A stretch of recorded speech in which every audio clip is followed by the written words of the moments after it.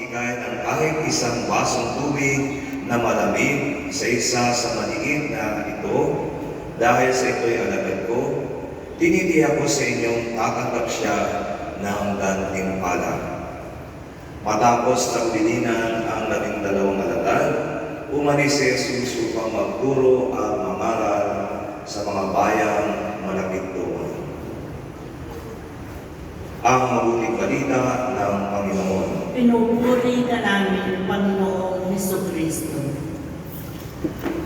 Isang magbiyaya at mapagpalang umaga po sa inyong lahat, lalo sa ating mga pilgrims. Welcome po sa International Shrine, dito sa Diocese ng Antipolo.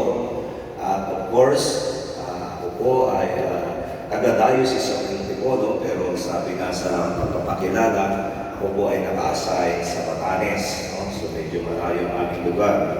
But my dear brothers and sisters, our gospel today seems like this is not the actual or yung pagkakakilala natin kay Jesus. Sinabi niya dito, nakakagulat, hindi ito yung kilala natin si Jesus. Sabi nga, napalito huwag niyong isipin, napalito ako upang magdala ng kapayapaan sa lupa. Imagine, kung ito yung Jesus na kinikilala natin, parang ang ating ebanghelyo ngayon ay hindi siya ito.